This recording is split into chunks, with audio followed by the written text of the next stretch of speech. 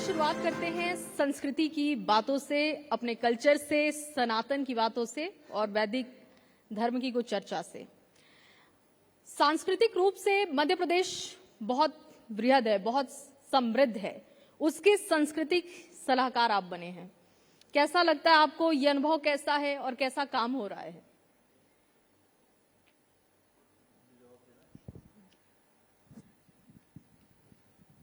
देखिए, जो बात मैं शुरू करना चाहता हूं कि सभ्यता वो हमारा देश का जीवन है और संस्कृति उसकी सुगंध है। तो चाहे फिर वो राजनीति हो, विज्ञान हो, धर्म हो, अध्यात्म हो, अंतरिक्ष विज्ञान हो, सब कुछ संस्कृति का ही हिस्सा है, उससे अलग कुछ भी नहीं है। जितना बड़ा जीवन है उतना ही बड़ा सांस्कृतिक संसार है। दूसरी बात कि संस्कृति के साथ एक तरह से निरंतर संबंध है और जिसको कहना चाहिए कि जितनी उम्र है उसी के साथ संबंध रहा है। और उज्जैन का रहने वाला हूँ, तो सांस्कृतिक ताना बाना और जो कवच है वो है ही। ये अलग बात है कि डॉक्टर मोहन यादव जो मुख्यमंत्री हैं, उन्होंने मुझे सांस्कृतिक सलाहकार बनाया और ये मेरे लिए आनंद का विषय है, गौरव का विषय है कि मध्य प्रदेश के अपने इतिहास में पहली बार किसी को सांस्कृतिक सलाहकार के रूप में कहा है, क्योंकि उनके मन में भी संस्कृति को लेकर एक जिजीविषा है, संकल्प है और एक तरह से वो संस्कृति के आराधक भी हैं। और इसीलिए आप देखेंगे कि देश के अन्य राज्यों के जो मुख्यमंत्री हैं उनमें वो थोड़े से अलग पहचान उनकी है, वो सांस्कृतिक ताना बाना ही उनका है। और तो ऐसा कुछ सांस्कृतिक कार्य करने में उनको भी आनंद आता है, हमको भी आनंद आता है। अब आते हैं वक्फ बोर्ड के कामकाज पर बात करते हैं, क्योंकि वक्फ संशोधन के बाद मध्य प्रदेश पहला राज्य बनता है जहां पर वक्फ बोर्ड का पुनर्गठन होता है। इसकी सबसे बड़ी विशेषता क्या है? आप जरा इसके कामकाज के बारे में बताइए। जब पुनर्गठन हुआ है, कैसे काम हो रहा है इसका? देखिए जया जी, सबसे पहले तो मैं नमस्कार करता हूं, आपका अभिनंदन भी करता हूं मध्य प्रदेश की पावन भूमि पर। और जब आपने कहा है कि नया कानून और क्या विशेषता है, मैं सबसे पहले बताना चाहता हूं कि वक्फ क्या है। असल में वक्फ एक ऐसी पवित्रता का नाम है, ऐसे नेक काम का नाम है जो समाज के गरीब जरूरतमंद लोगों के जीवन स्तर को सुधारने के लिए, किसी भी समाज में ऐसे दबे हुए या कुचले हुए लोग, खास करके जब हम भारतीय जनता पार्टी के कार्यकर्ता के नाते बात करते तो अंत्योदय, अंतिम पंक्ति में जो व्यक्ति खड़ा होता है, कहीं ना कहीं आर्थिक रूप से, सामाजिक रूप से, शैक्षणिक रूप से जो पिछड़ गया है, उसको कैसे आगे लाया जाए, ये अंत्योदय। और वक्फ का काम भी यही है। वक्फ इसीलिए लोगों ने किया, अपनी वैधानिक संपत्ति का एक हिस्सा अपनी संतानों को न देते हुए समाज हित के लिए स्थायी रूप से दान कर देने का नाम वक्फ है। तो जब कोई व्यक्ति अपनी वैधानिक संपत्ति को दान करे, अपनी संतानों को ना दे, और उस संपत्ति का सही उपयोग ना हो कानून की कुछ कमियों के कारण से, या समाज में कुछ ऐसे भेड़िए बैठ गए जो उस संपत्ति से अपनी जेब भरने का काम कर रहे हैं, ऐसे वक्फ माफिया बैठ गए, तो उन पर अंकुश कैसे लगे, पारदर्शिता कैसे आए, जवाबदेही कैसे बढ़े? इसलिए नए कानून की आवश्यकता लगी। और नए कानून के माध्यम से हम ऐसी सारी संपत्तियों की वैधानिकता को देखते हुए, उनकी आय को बढ़ाते हुए और समाज हित में हम फलाई काम कर पाए, अर्थात जन कल्याण और परोपकार के कार्य सही तरीके से कर पाए, उन संपत्तियों का सही उपयोग हो सके, इसलिए नया कानून आया। श्री राम जी, क्योंकि संस्कृति को लेकर बातें हो रही हैं, तो अब मध्य प्रदेश की जो संस्कृति है उसको बड़े लेवल पर ले जाने के लिए, अंतर्राष्ट्रीय लेवल पर ले जाने के लिए, राष्ट्रीय लेवल पर ले जाने के लिए कैसे काम हो रहा है?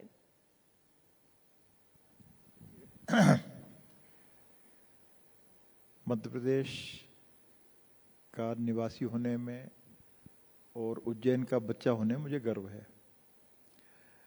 हम ऐसी भूमि में अभी जहाँ बैठकर भोपाल में हम बात कर रहे हैं जो नर्मदा का क्षेत्र है। दुनिया की प्राचीनतम नदियों में नर्मदा शुमार है। आधुनिक विज्ञान वाले अभी पहुंचे हैं 10 करोड़ साल तक उसके इतिहास को लेकर। हम लोगों का जो अध्ययन कहता है वो कम से कम 150 करोड़ साल की सभ्यता इस आंचल में निवास कर रही है। तो अंतर्राष्ट्रीय शुरू से ही है। महाभारत के युद्ध का प्रांगण ये रहा है। श्री कृष्ण के शिक्षा का और कृष्ण से श्री कृष्ण बनने का ये गौरवशाली स्थल रहा है। ठीक ऐसे ही राम के श्री राम हो जाने का स्थान भी मध्य प्रदेश रहा है। और तमाम जो हमारे गौरव चरित्र हैं, चाहे वो परशुराम हों, चाहे दत्तात्रेय हों, बहुत सारे नाम में गिना सकता हूँ, आचार्य शंकर हों, तो ये सब मध्य प्रदेश के आए और यूनिवर्सल हुए, अंतर्राष्ट्रीय हुए। मध्य प्रदेश सरकार पिछले 2.5 वर्षों में विशेष रूप से प्रदेश का जो सांस्कृतिक ताना बाना है, जो गौरव है, हमारी जो परंपरा है, उसको हम राष्ट्रीय और अंतर्राष्ट्रीय स्तर पर एक तरह से पुनर्परिचित कराने का, उसके पुनरावलोकन कराने का हम प्रयास कर रहे हैं। तो उसमें कई तरह की गतिविधियां हैं, चाहे जैसे अभी हमने विक्रमादित्य वैदिक घड़ी, क्योंकि बार बार उज्जैन का संदर्भ आएगा, क्योंकि कालगणना का वो केंद्र जो है सृष्टि के आरंभ से ही रहा है। तो विक्रमादित्य वैदिक घड़ी के नाम से के माध्यम से हमने जो हमारी जो कालगणना की जो परंपरा है, जिसको एक तरह से चतुराई के साथ या साजिशन जिसको भुला दिया गया था, लगभग 1884 के आसपास जब हम पराधीन हुए, तो ऐसी चाहे वो ग्रीनविच की बात हो, चाहे और दूसरा जो स्टैंडर्ड टाइम की बात हो, तो हमको हमारी पहचान ही भुला दी गई। और बल्कि मैं तो उसका जिक्र पहले भी किया है कि वैदिक घड़ी की जब स्थापना हम मुख्यमंत्री निवास पर हम कर रहे थे पिछले वर्ष, ज़्यादा समय नहीं हुआ उसमें, उसी दिन अमेरिका के जो समर्थतम राष्ट्रपति हैं ट्रंप, उन्होंने इस बात का उल्लेख किया कि गलत काल गणना के कारण एनर्जी का लॉस हो रहा है। तो हम लोगों का ये कहना था कि भाई आपने अनावश्यक रूप से जहाँ सूर्योदय नहीं होता है, जहाँ सूर्यास्त नहीं होता है, ऐसे स्थान को काल गणना का केंद्र बना दिया, जिसके कारण, और रात को 12 बजे आपने कहा कि दिन बदल गया। तो किसी भी परंपरा में, हम दोनों बैठे हुए, सनवर पटेल भी हैं, मैं भी हूँ, हमारी परंपराओं में चाहे हिंदू परंपरा हो या मुस्लिम परंपरा हो, 12 बजे रात को दिन बदलता ही नहीं है। इनके यहाँ भी जो शहरी और सारे जो गतिविधियाँ होती हैं वो सूर्योदय के आसपास ही होती हैं। तो ये इस जो साजिश है, इससे पार पाने के लिए, इस चुनौती का सामना करने के लिए भी हमने वैदिक घड़ी लेकर। लेकिन एक सवाल भी उठाया गया कि अभी तो जमाना फोन का है, भले हमने वॉच पहनी है, लेकिन फिर भी अगर हमें टाइम देखना हो तो हम फोन से ही देख लेते हैं। तो रेलेवेंट लग रहा है कि ये जो वैदिक घड़ी है ये रेलेवेंट है। हाँ। और इसके पीछे का लॉजिक, वैदिक घड़ी का ऐप भी है। हाँ। और केवल 189 माने 189 लैंग्वेजेस में वो है।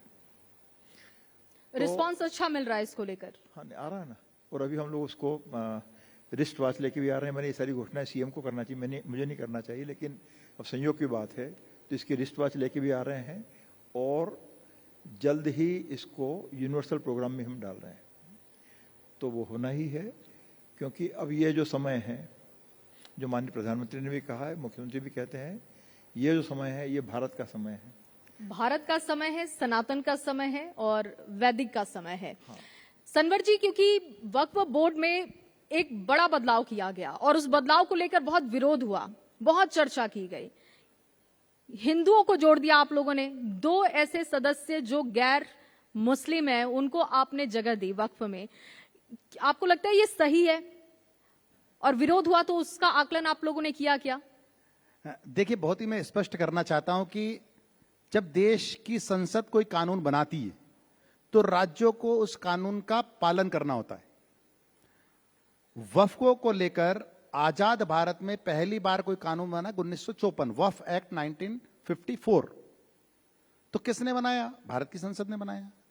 उसका दोबारा जब समय आगे बढ़ता है, काल का प्रवाह जब चलता है, तो नई नई चुनौतियां आती है और नई नई चुनौतियों को सामना करने के लिए नए कानून की आवश्यकता होती है। तो 1954 के कानून को 1995 से रिप्लेस किया।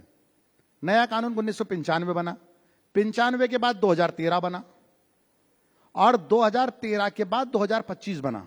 तो जिस तरह 54, 54, 95 और 2013 को अक्षरशः पालन करके राज्यों को बोर्ड बनाना होते थे, उसी तरह वक्फ संशोधन 2025 में जो संसद ने तय कर दिया है, संसद ने तय किया है कि उसमें एक सांसद होना चाहिए, मुस्लिम होना चाहिए, विधायक होना चाहिए, मुस्लिम होना चाहिए, एक मुस्लिम स्कॉलर होना चाहिए, उसी प्रकार से 2 इलेक्टेड इलेक्ट्रॉल से पार्षद, कॉर्पोरेटर या सरपंच होना चाहिए और एक सामाजिक क्षेत्र का प्रतिनिधि, और साथ में एक्सपर्ट के नाते 2 नॉन मुस्लिम भाइयों को जोड़ा है। 11 सदस्यीय जो बोर्ड होगा उसमें 2 नॉन मुस्लिम एक्सपर्ट के नाते। एक्सपर्ट कैसे?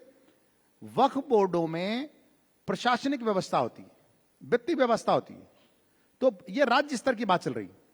तो राज्यों में जब प्रशासनिक व्यवस्था होगी तो प्रशासन से जुड़ा हुआ कोई एक्सपर्ट या वित्त से जुड़ा कोई एक्सपर्ट, तो 11 में से 2 लोगों को नॉन मुस्लिम एक्सपर्ट के नाते जोड़ा है। और गलतफहमियां पैदा की जाती है। कुछ लोग, जैसा आपने कहा कि विरोध, कुछ लोगों ने अपना काम ही विरोध बना लिया, अपना स्वभाव ही विरोध बना लिया। जब जब देश में कोई कानून आता है, समाज सुधार के लिए कोई कानून आता है, तब तब वो विरोध करने का अपना शगुफा अपने हाथ में ले लेते हैं। तो ऐसे लोग बहुत चंद लोग हैं। ठीक है, आप ये समझा रहे हैं और ये बार बार आप कह रहे हैं कि ये फैसला सही है और ये बिल्कुल कानूनी प्रक्रिया के तहत हम लोगों ने किया, लेकिन अब आपके समुदाय में भी इसको लेकर बहुत विरोध है। जितने भी बड़े धर्मगुरु हैं वो उन्होंने इसका विरोध किया। बहुत सारे सोशल मीडिया पर ऐसे रील्स मैंने देखी, इंस्टाग्राम पर, जहां पर आपका नाम लेकर विरोध किया गया कि आपकी मजबूरी हो सकती है कि आप इसको सपोर्ट कर रहे हैं, लेकिन उनकी कोई मजबूरी नहीं है। नहीं, मुझे नहीं लगता कि कोई बड़ा विरोध है। ये कुछ भड़काने वाले चंद लोग हैं, और खास करके कोई बड़े धर्मगुरु या सर्वमान्य धर्मगुरु इस प्रकार से जिनके पीछे समाज खड़ा होता हो, जिनके साथ खड़ा होता हो, इस प्रकार से कोई विरोध मुझे नहीं लगता है कि कोई बड़ा विरोध इस प्रकार का हुआ है। और जब हम समाज हित में फैसले लेते हैं, जब हम बेटे बेटियों को पढ़ाते हैं, पढ़ो पढ़ाओ राष्ट्र निर्माण में भागीदार बनो नामक योजना के माध्यम से हमारे मुस्लिम ऐसे मेधावी बेटे बेटी जो पढ़ाई में अच्छे हैं लेकिन आर्थिक अभाव के कारण उनकी पढ़ाई छूट जाती है, उनके ड्रॉप आउट को रोकते हैं, तो वही हमारा समाज हमारे फैसलों को स्वीकार करता है और हमारा स्वागत सम्मान भी करता है। श्रीराम जी, क्योंकि अब सिंहस्थ 2028 को लेकर भी बातें होने लगी हैं, तैयारियां शुरू हो चुकी होंगी। महाकुंभ हमने देखा कि कितनी भव्य तरीके से इस बार आयोजन किया गया और डिजिटल प्लेटफॉर्म का भी बहुत उसमें इस्तेमाल किया गया, ताकि सिर्फ देश तक ना ये संस्कृति रहे बल्कि विदेशों तक पहुंचे। लोगों ने बहुत उसमें इंटरेस्ट भी दिखाया। अभी कैसे काम हो रहा है, क्या क्या तैयारियां हो रही हैं, डिजिटल प्लेटफॉर्म का आप लोग कैसे इस्तेमाल करेंगे? देखिए, इंफ्रास्ट्रक्चर को लेकर तो बड़े काम हो रहे हैं और रोज समाचार पत्रों में, मीडिया में उसकी जानकारी हम देते ही हैं। आपने जब महाकुंभ का जिक्र किया तो मैं उसी से जोड़ना चाहता हूं कि मध्य प्रदेश जो भूमि है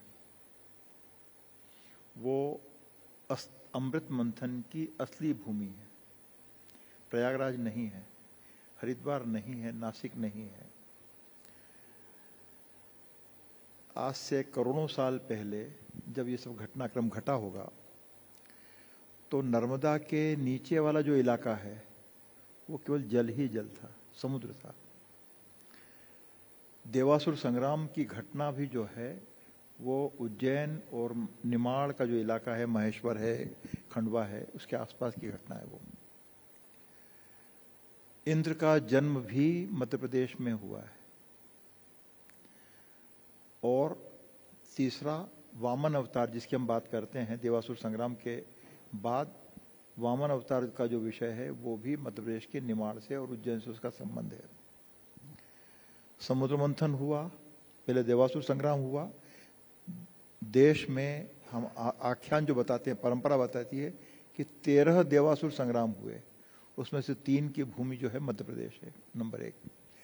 दूसरा, देवासुर संग्राम के बाद फिर ये हुआ कि जो सारी शक्तियां हैं, असुर हैं या मनुष्य हैं या देवता हैं, ये आपस में मिलकर एक कुछ सार्थक विकास के काम में लगे, इसलिए फिर समुद्र मंथन हुआ, वो मध्य प्रदेश में हुआ।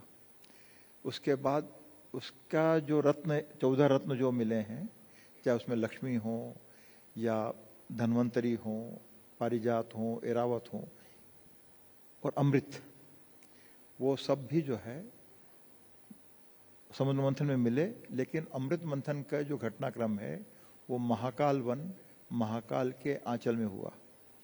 महाकाल ने सबसे पहले जो कालकूट विष है, हलाहल जो विष है, उसका पान किया और बाकी सब जो गतिविधियों का, जो रत्नों का वितरण हुआ।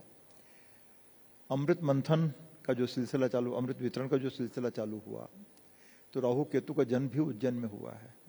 मंगल ग्रह की भी बात है, बहुत सारी चीजें हैं। तो जो कहना चाहता हूं कि वी आर द पायोनियर। और महाकुंभ तो वो अपनी जोड़ रहे हैं कि 144 साल की गतिविधि है। स्कंद पुराण और बाकी जो गतिविधि बताते हैं, आख्यान बताते हैं कि महर्षि सांदीपनी काशी से चलकर उज्जैन आते हैं आज से लगभग 7000 साल पहले। तब वो देखते हैं, उसको विटनेस करते हैं कि समुद्र, उज्जैन जो है दुर्भिक्ष का शिकार है, सिंहस्थ भी नहीं हो पा रहा है।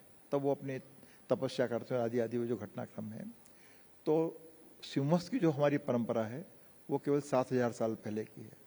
दुनिया का सबसे प्राचीनतम जो उत्सव है वो सिंहस्थ है, और उसको लेकर डॉक्टर मोहन यादव जो मुख्यमंत्री हैं और मध्य प्रदेश सरकार की बहुत ही भारी तैयारियां हैं, लेकिन वो समय रहते मुख्यमंत्री का अधिकार है वो इसको बताएं। अब आपने बहुत सारी बातें बताई संस्कृति के बारे में और बहुत सारे ऐसे घटनाक्रम का जिक्र किया जिसके बारे में यहाँ पर जो बैठी हुई जनरेशन है, आप देख रहे हैं जेनजीज, युवा, इनको पता भी नहीं होगा इसके बारे में। ये कहानियां इनको पता नहीं होंगी, पुराणों के बारे में, वेद के बारे में, सांदीपनी के बारे में। तो इस जनरेशन को सनातन से जोड़ने के लिए, वैदिक धर्म से जोड़ने के लिए, क्योंकि इनको हर बात में लॉजिक चाहिए, तो लॉजिक के साथ संस्कृति से इनको कैसे जोड़ा जाए, इसके लिए कोई पहल? पहल तो हम कई तरह से कर रहे हैं। हाँ, जैसे मेरा संबंध है विक्रमादित्य शोधपीठ से, वो हम तमाम गतिविधियां उसके माध्यम से करते हैं। वीर भारत न्यास का गठन हुआ है, तो उज्जैन में हम लोग कोठी पैलेस और आसपास का जो स्थाप परिसर है, वहाँ पर युग युगीन भारत की जो गौरव गाथा है, ये सारे जो आख्यान है उसको लेकर हम काम कर रहे हैं। और जल्द ही बैतूल में जो जनजातीय परंपरा है हमारी, उसका जो योगदान है समाज के विकास में, उसको लेकर संग्रहालय हम बनाने जा रहे हैं। और इसके साथ साथ जो हमारे जो न्यास है वो, या श्री कृष्ण पातिया न्यास हो या शोधपीठ हो, ये सब मिलकर भी, चाहे जो आप आधुनिक जो बात करें डिजिटल प्लेटफॉर्म की, तो यूट्यूब चैनल भी हमारे हैं और करोड़ों में सोशल मीडिया प्लेटफॉर्म का भी आप लोग इस्तेमाल कर रहे हैं इस जनरेशन को जोड़ने के लिए।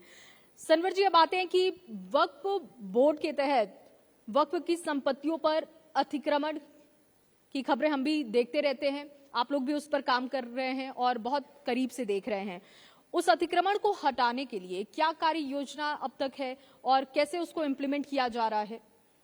देखिए, बहुत ही अच्छा आपका सवाल है और मैं बताना चाहता हूं कि सबसे महत्वपूर्ण बात है ये कि वक्फ की संपत्तियों पर 90% से ज्यादा संपत्तियों पर अवैध कब्जे हो गए, अतिक्रमण है। सेक्शन 54 हमको ये अधिकार देता है कि उन पर सेक्शन 54 के तहत मुकदमा चलाया जाए। 54/4 के तहत जो वक्फ ट्रिब्यूनल्स बने, डीजे जहां होते हैं, उन पर वो मामला जाए और उसके बाद प्रशासन के द्वारा उनको खाली कराया जाए।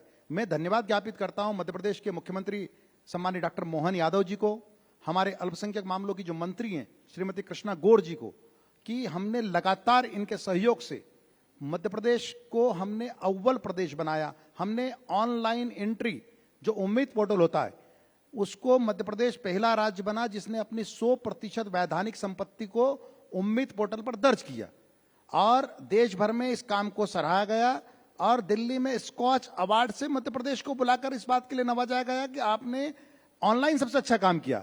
और जब ऑनलाइन सबसे अच्छा काम हुआ तो हमारे अतिक्रमण चिन्हित हो पाए कि कौन बड़े अतिक्रमणकारी है।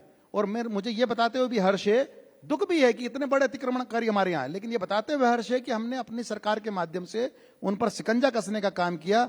अगर देश भर के वफों में सबसे बड़ा रिकवरी नोटिस 29 करोड़ रुपए का कहीं जारी किया है तो मध्य प्रदेश ने किया है, भोपाल में किया है। ठीक है, अब आपकी सरकार पर, क्योंकि ये मेरा आखिरी सवाल है आपसे, आपकी सरकार पर एक आरोप हमेशा से रहा है कि आप लोग मुस्लिम विरोधी हैं।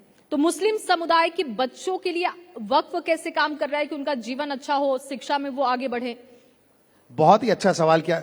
ऐसे राजनीतिक दल जो मुस्लिम समाज को अपना वोट बैंक बनाए रखना चाहती, उन्होंने हमेशा डराने का काम किया है कि भारतीय जनता पार्टी से डराइए, राष्ट्रीय स्वयंसेवक संघ से डराइए, विद्यार्थी परिषद से डराइए, जिससे कि इन लोगों से दूर रहे। जो राष्ट्रवादी संगठन है, जो विकास की राह पर चलने वाले संगठन है, जो अंत्योदय के काम को अपने हाथ में लेकर चलने वाले संगठन है, उनसे दूर रखो। और जब दूर रखा तो क्या पकड़ाया? पिछले 60 साल में लगातार उनसे वोट लेने के बाद पाने पेंचिस पकड़ाए, कमानी पत्ते की दुकान पकड़ाई, टपरा पकड़ाया, अंडे मुर्गी की दुकान पकड़ाई, पंचर टायर की दुकान पकड़ाई। तो जब हम भौगोलिक रूप से वही हवा, वही पानी, ये मातृभूमि हमको सब कुछ देती है, तो फिर पंचर की दुकान या अंडे की दुकान ही क्यों है? तो ये जो भड़काने वाले लोग हैं, अब समाज इनको पहचानने लगा है। और अब जो विकास के साथ है, जो राष्ट्र के साथ है, भारतीय जनता पार्टी उसके साथ आने लगा है। और हमने, वक्फ बोर्ड ने खास तौर पर अपने बेटे बेटियों को पढ़ाने का काम, तालीम का काम अपने हाथ में लिया। जैसा मैंने कहा था, पढ़ो पढ़ाओ, पहले पढ़ो, वक्फ बोर्ड आपको पढ़ा रहा है, फिर पढ़ाओ, फिर आप भी किसी का सहयोग करना और राष्ट्र निर्माण में भागीदार बनो, मुल्क की तरक्की में भागीदार बनो। अर्थात मोदी जी के जो विकसित भारत की कल्पना है उसमें आप भागीदार बनो। भागीदार बने। बहुत शुक्रिया आप दोनों का अपना समय देने के लिए। बहुत जोरदार धन्यवाद। तालियों के साथ एक बार धन्यवाद कीजिए हमारे दोनों मेहमानों का।